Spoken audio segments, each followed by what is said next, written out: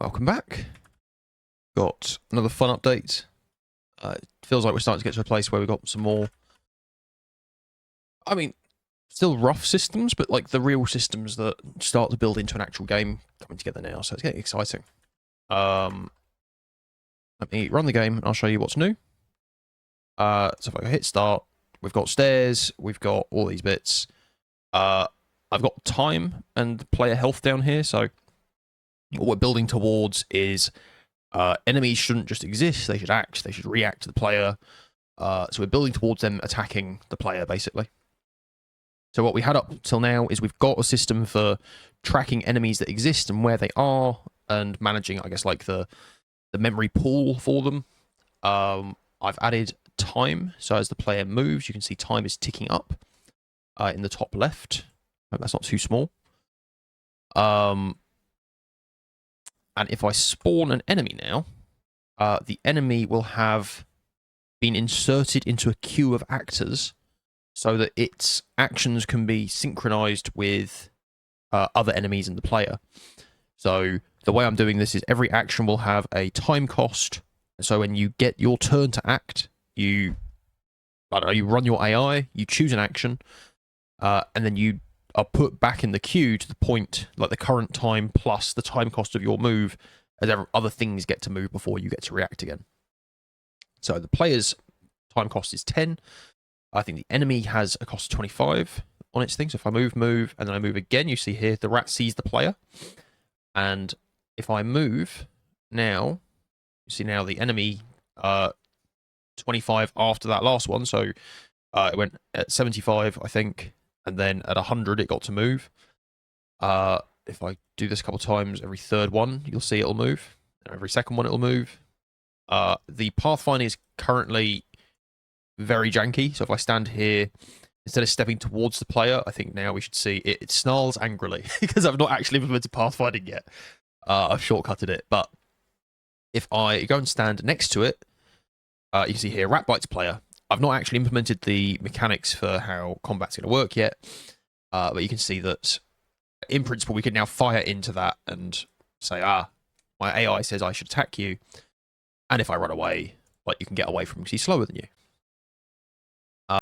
So if I click it, it just dies. I can spawn a whole bunch of these, and if I do this, you see these ones all act in turn. So if I keep moving, you'll see them all move.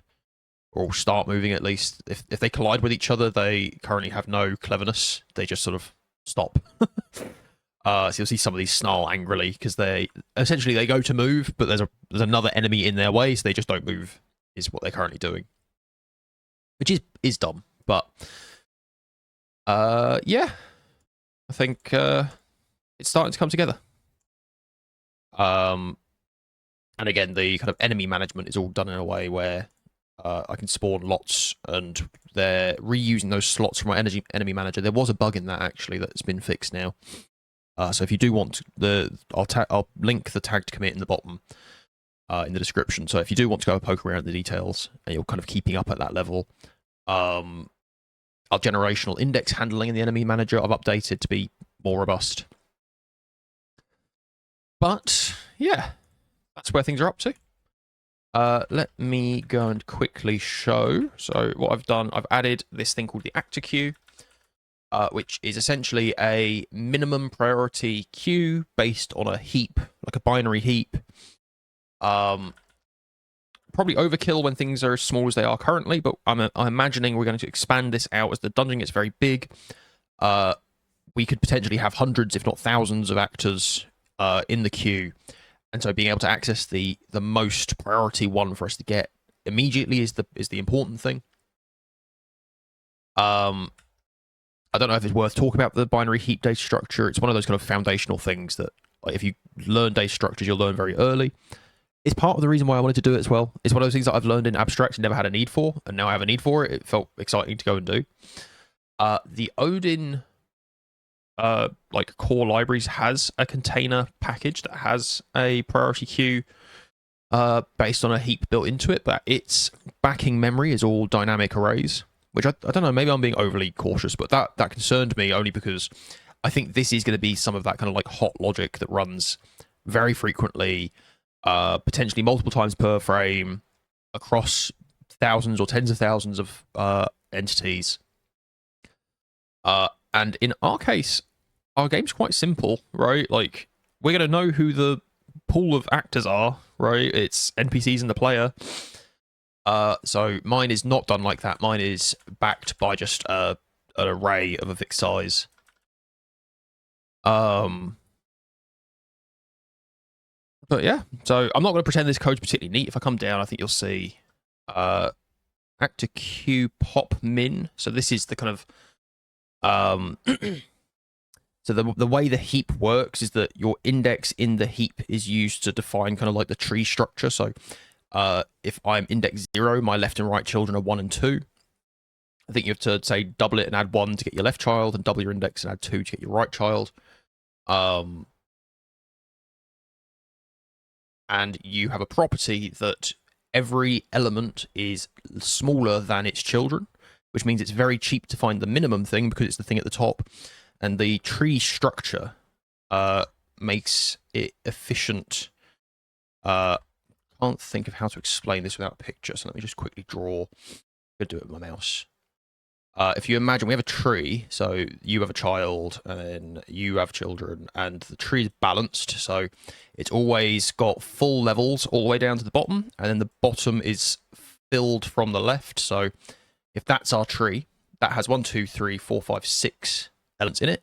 When I want to insert another element and work out where it should go, such that I maintain this structure and it's always cheap to find the minimum value, I can put a thing in here and just compare it to this parent. If it's smaller than this parent, it just swaps. If it's smaller than this parent, it just swaps. And so for 8 elements, the most comparisons and operations I have to do is 2. And that scales really well. If you imagine, as this keeps going, right, like the size of the base gets bigger and bigger and bigger. So I think it's, you do log base 2 of the number of things to get how many operations it would take. So I think I look for 1,000, you'd take 9, right? So for a situation like this, where what we're saying is, if I go and show you, like, so the actor queue contains a basically like a buffer of actors that are arranged in a heap. They have this next active, so this is the time at which the actor is going to act.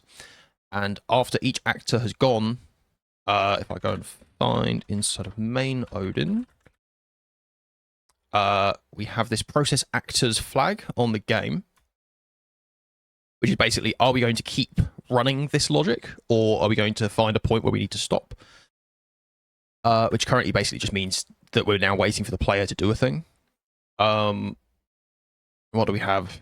We pop an actor out of our minimum priority queue, so we get the actor who will be acting most soon.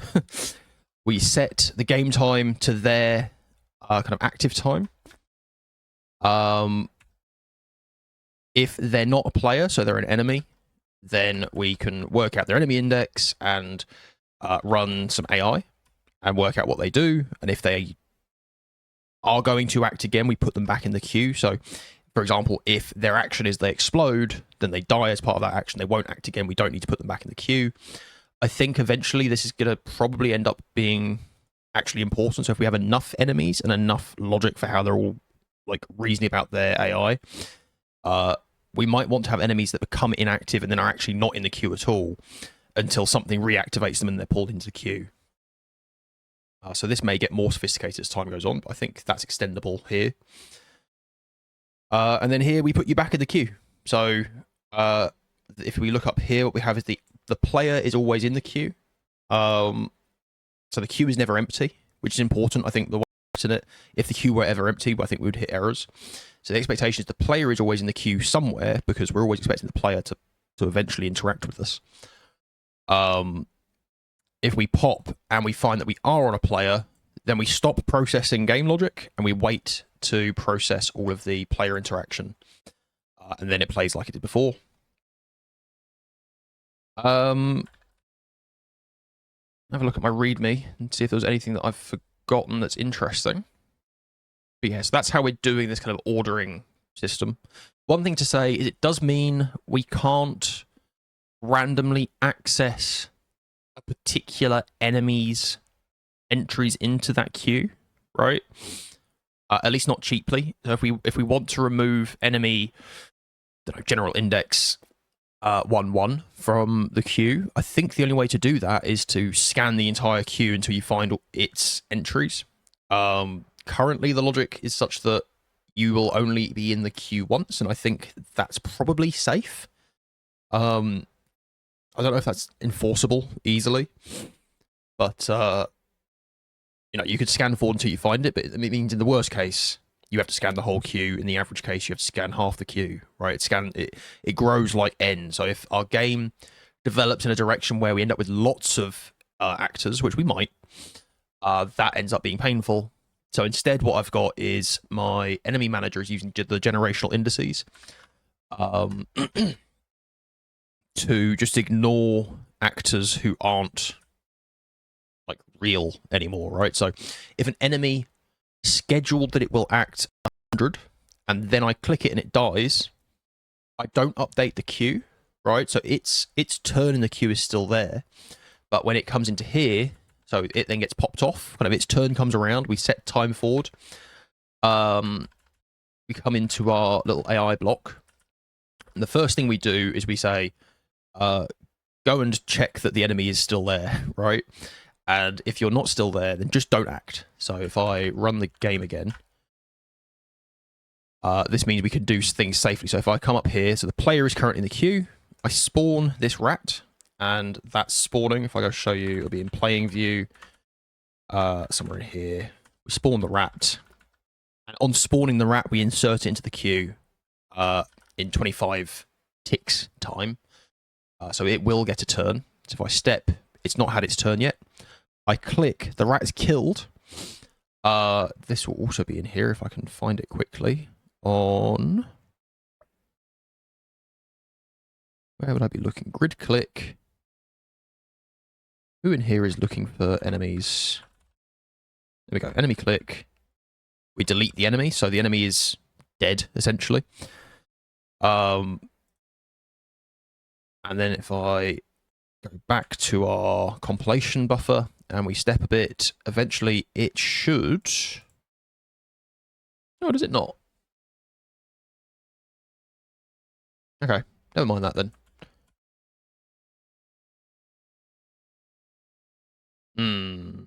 Curious how that's happening then. Acts again. It's in enemy AI. Come into here. Yeah, I thought that would... it's loggy, it's not printing. Just for completion. I found that the logging gets noisy, but is useful. I'll talk about that in a second. We're in here. If I spawn an enemy, step, step, step. There we go. So the AI for that actor triggered, but we then checked the enemy manager and found that that actor no longer exists, so we just no op. And it moves on to the next actor. So you see it doesn't freeze the game or anything, it just moves on back to the player's turn and gives you control again. Which is all what we want. Let me go show the README again.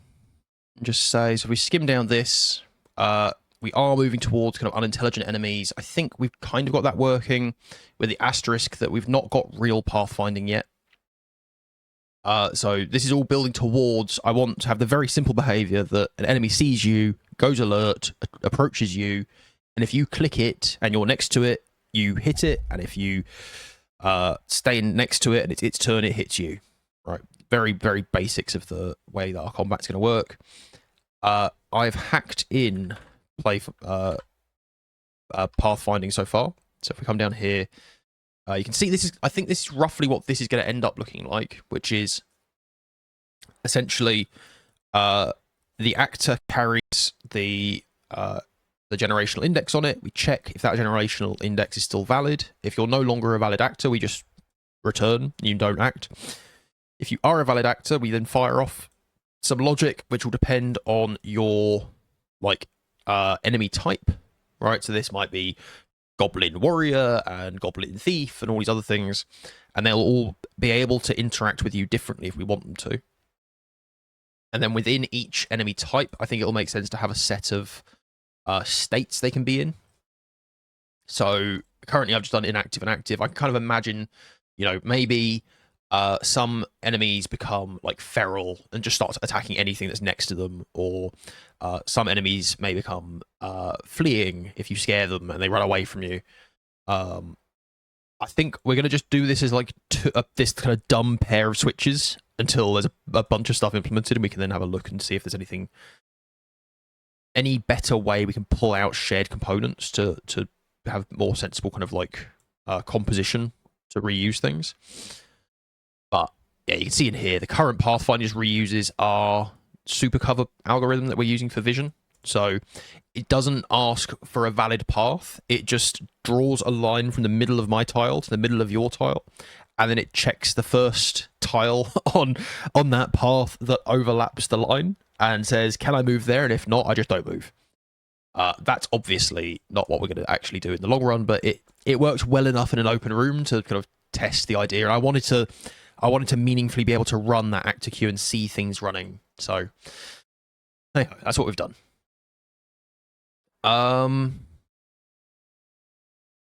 Yeah, I don't know if there's anything else that interesting to say other than, yeah, I think pathfinding, we're gonna have to do something, maybe like A-star or something, like to work out how we do pathfinding. Again, this is one of those places that if we're gonna have lots of enemies as this scales up, we may have to be quite clever about, but I think we're gonna just try to do something one step smarter than than the stupid thing I'm currently doing to keep this progressing. What's this saying? Yeah, that's true. So currently, if you would like to move 2 tiles, you have to do 2 clicks, right? So if I'm here and I want to move to that stair, I can't click the stair. I have to go click. And I think the game will feel much, much more ergonomic if I come here and we can highlight the path you're going to take. And if I click there, we process player turns. And unless a different thing happens that triggers us to say break, the player needs to react. We let it keep going. I think it's pretty common if you play other roguelikes. I think they tend to work this way, so I think that's fine. But yeah, I think the game will feel a lot better when we do that, and this pathfinding chunk should make that possible. Oh yeah, and I want to add this message console. So you probably saw there, as rats are doing things. Obviously, I said downsides to the... Oh, why did that happen? Something weird happened there. If I spawn in a bunch of rats and imagine I'm playing the game and I need to get feedback, I step to here. I kind of need something that tells me that like these R's are doing something, right? I think in the kind of medium term, it might be that if we end up with a kind of alerting system or an awareness system or something that is pretty ubiquitous, we can do something like put an exclamation mark in the top right corner, or if they're investigating it, a question mark or something like that to communicate it easily. But I think the other thing to say is we do need something to communicate like the details to the player. So I think, again, fairly standard roguelike stuff. Maybe in the bottom down here, we're going to have like a box for like reporting messages back to the player. I think we're getting to the point where it's about time to start doing that sort of thing. And what else did there say? Yeah, I think I need more drawing helpers. So my code for how I'm doing my top bar and bottom bar is currently pretty manual and janky. There we go. So bottom bar, this is drawing your health. So we have 2 numbers that I'm assuming are only 2 digits, and I'm manually constructing the ASCII code per digit. This obviously wants to be slightly nicer. The underlying logic is probably what we're going to end up doing, but I need a way to do it where I can just say like, now draw this number, and give me how big it was so that I can draw the stuff next to it. Or I need to do something with like a string builder that maybe in fact, that's not a bad idea. I could do something with like a temporary like allocation into a buffer that gets cleared each frame and just have a string builder for really temporary stuff like that. That could be a good shout. But I want it to be more ergonomic than this, because this is annoying.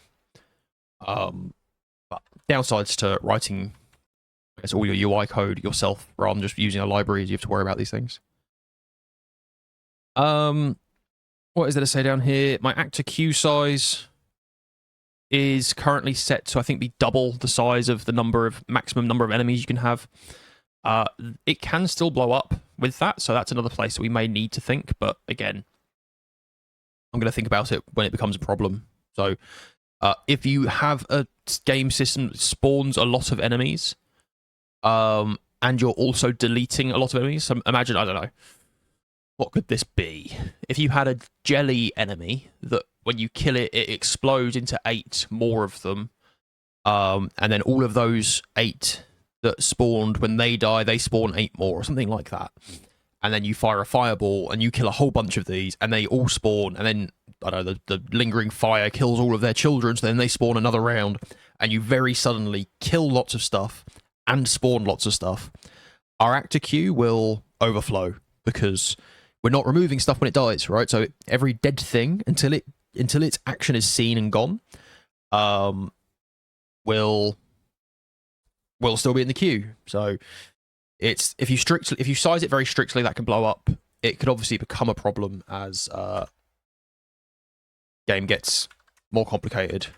But I think this is the advantage to making them fixed size rather than dynamic, is actually we don't really want that thing ever allocating memory. And if we made it dynamic, what you just get is one like stuttery frame that you are likely to just not notice.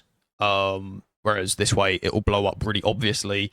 The core dump backtrace will just tell you immediately this line blew up. I was inserting here, and we can see it all very transparently then. So I think that's all fine. We didn't have a but, we had a bug in our generational index logic that, again, I don't think is interesting enough to step through, but I've made it more sane, I think. If I go find our enemy manager, I think what I had before was some state on for the insert index. Then that state was updated in this thing, and then just read off on. So this would call the function to update the state, and then it would use the state. I've just changed that to be it's a function. It's a pure function that just returns the value that you need, and then you use it immediately. Which I think has made it simpler. I guess it's changed the logic slightly. So where before we were, I think the reason I did it with a bit of state is I was scanning through the full buffer. So I was making use of all of the memory before it looped back around and went again. And the specific bug was around, I think in that loop back handling, you have to increase the generation. And I was handling 0 incorrectly. So you ended up, I think, double checking 0 maybe, or something like that. There was logic basically firing twice on the 0 index that should have only been firing once. It was something like that. That then caused issues elsewhere. So instead of that now, whenever we look for a valid index, we just start at the start of the active indices, we run forward till we find one, and we just read off what the generation if we imagine that we have the active index and then we can read off the generation for that index. If it's active and it tells us what the generation is, and then it goes inactive because it died, the next thing that becomes active needs that generation iterated by 1, so that we have a unique pair of active of index and generation. That's all that's doing. So if, for example, if we had 100 slots, but we never had more than 5 enemies, but I kept spawning 5, killing 5, spawning 5, killing 5, I would only ever be acting the first 5 slots, right? Where the old logic would keep running out over all the slots. I don't think it has any advantage, right? If anything, I think this probably is more cache efficient. If I, but small difference. That's not the reason we've done it. We've done it just for kind of simplicity of logic. As always, you can see all of that in the diffs if you go check out the tagged commit if you want. Just scanning down all of this. Yeah, that bug. I caught it using the logging that I've got set up. So I've been adding log.infos in places rather than adding printfs. And once I saw the bug, I could then go back and look through that log. I've actually removed the file logger because this was the kind of situation where I thought I would use it, and I just didn't use it at all. So I've just removed the file logger for now. It'll be easy to add it back in if we need it. But that's what flagged that, like, oh, it was always when the index is 0 that we have these problems. So there you go. I do think it'd be good to get better with a debugger. I might have a read. I did have a Google. GDB is very well documented, as is Emacs, right? GNU have a good culture around like writing up and onboarding, more so than they have a culture of just making their tools usable. So but if I'm using Emacs, I think GDB has nice integrations with Emacs, so maybe it is worth spending an afternoon doing a bit of reading. Certainly listening to people on YouTube who write serious games, their advice is all to be running in a debugger.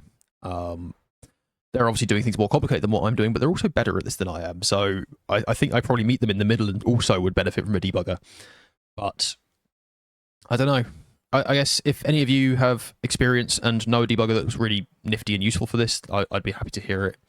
I did try doing it with GF2 and immediately got frustrated. I think I've heard Casey Muratori make this point in my Endless Casey Shilling. That if the debugger is at all awkward to use, you'll just be faster doing it in print logging. And this is what I found, is that I had stuff in Enemy Manager and stuff in Actor Queue that I needed to bounce between the two of them and sort of see what the state in both places was. And that didn't work very well in the debugger because stuff had different names in the two places. So I couldn't watch the thing very easily. I think the only way I could think of doing it is that you'd have to watch like the specific memory address. But it wasn't easy to do that like within the watch window I'm used to using. Or at least I couldn't see how you would do it. So I just went back to print logging and found it. So I don't know. Maybe in the future, if I become a GDB wizard, I'll make a video explaining how. But until then, I'm a print log baby.